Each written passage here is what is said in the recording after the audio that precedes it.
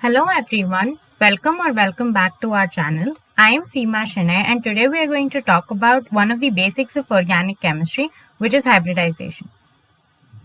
To fully understand hybridization, we should understand the two types of covalent bond that are formed. There's sigma bond and there's pi bond.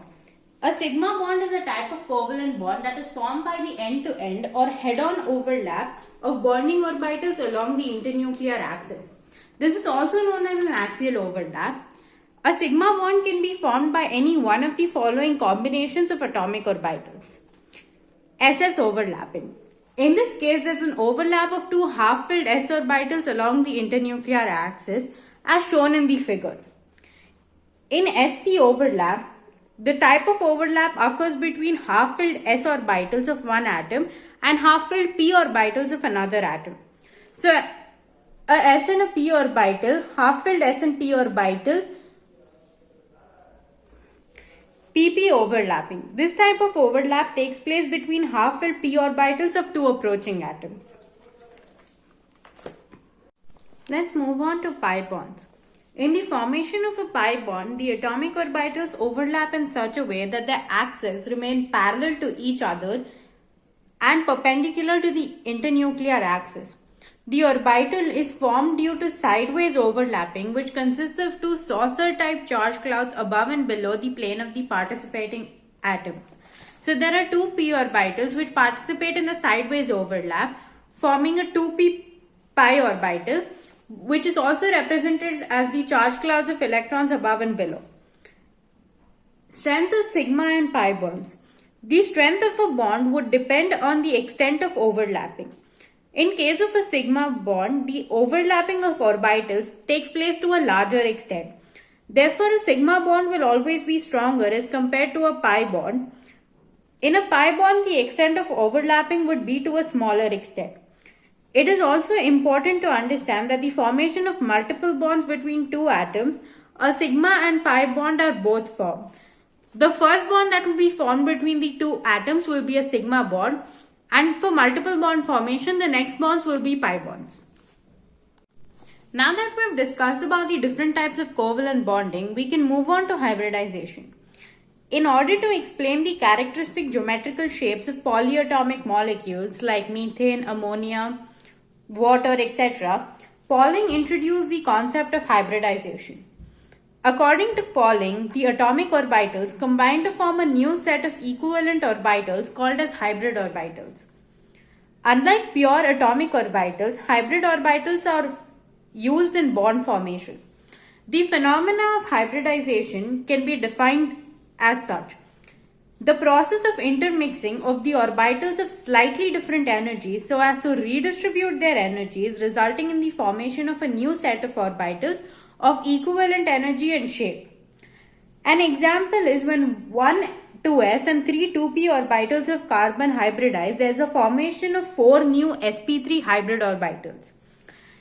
Now let's talk about the salient features of hybridization. The main features of hybridization are as follows. The number of hybrid orbitals is equal to the number of atomic orbitals that get hybridized. The hybridized orbitals are always of equivalent energy and shape.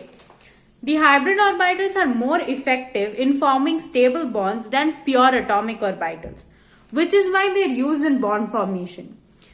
Hybrid orbitals are directed in space in some preferred direction to have minimum repulsion between these electron pairs, and therefore a stable arrangement is obtained for a particular molecule.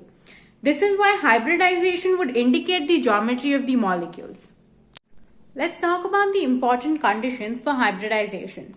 Number 1, the orbitals present in the valence shell of the atom are hybridized. Number 2, the orbitals undergoing hybridization should have almost equal energy. Number 3, promotion of electron is not essential condition prior to hybridization. Number 4, it is not necessary that only half-filled orbitals participate in hybridization.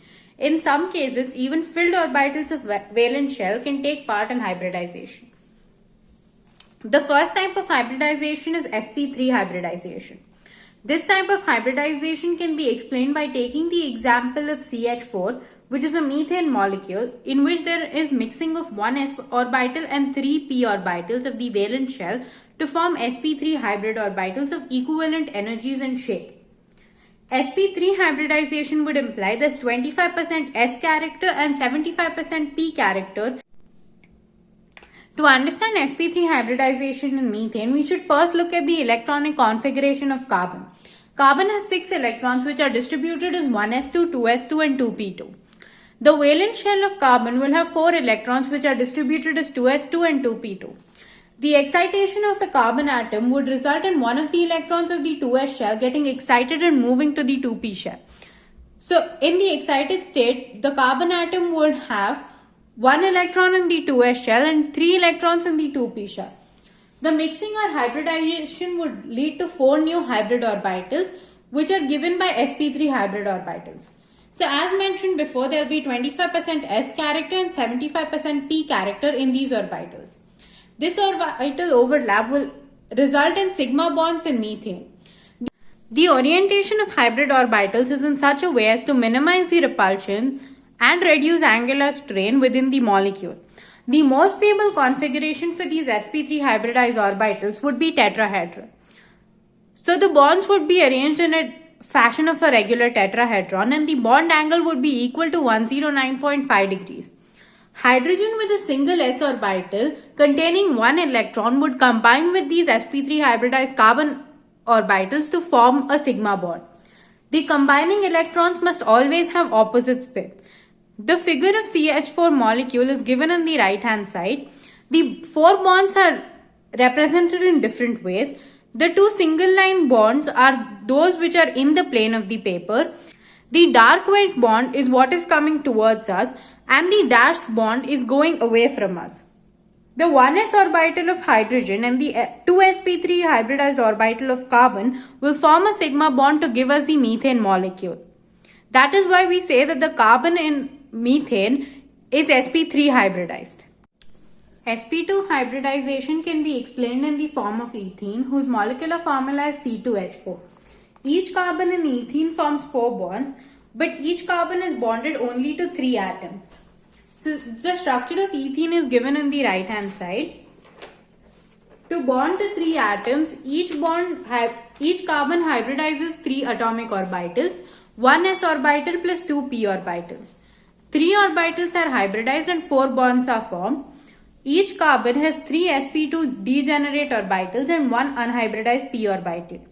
As mentioned before, carbon has 6 electrons and the valence shell contains 4 electrons, 2s2 and 2p2. In the excited state, 2s shell contains 1 electron and 2p contains 3.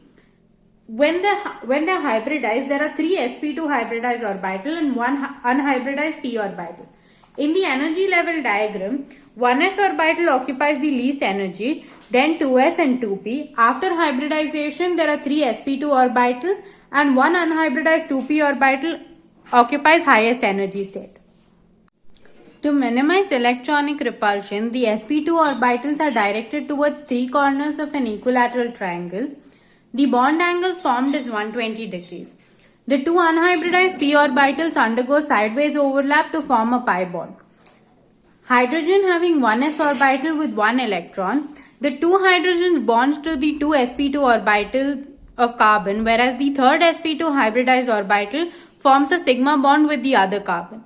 So the representation of ethene is as follows: the 2 carbons forming a sigma bond with each other, the other 2 orbitals forming a sigma bond with the 1s orbital of hydrogen, and the 2 unhybridized p orbitals forming sideways overlap to form a pi bond. sp hybridization can be explained with the example of ethine, whose molecular formula is C2H2. sp hybridization explains the linear structure in molecules. 2s and 1 2p orbital undergo hybridization. sp hybrid orbitals have 50% s and 50% p character. In the ground state, the valence shell of carbon has 2s2 and 2p2 electronic configuration. In the excited state, it can be represented as 2s1 and 2p3. After hybridization, it forms 2 sp orbitals and 2 unhybridized p orbitals. The bond angle is equal to 180 degree. One sp orbital forms sigma bond between the two carbons, and the other sp orbital forms a sigma bond with the 1s orbital of hydrogen. The remaining two p orbitals form pi bond with each other, and that results in triple bond character in ethyne. The formula of ethyne is C triple bond C and 2H on the other side. That is why there is 180-degree bond angle and a linear structure. Thanks for watching. Please like, share, comment and subscribe for more videos like this. Hit the bell icon to get notified every time I post.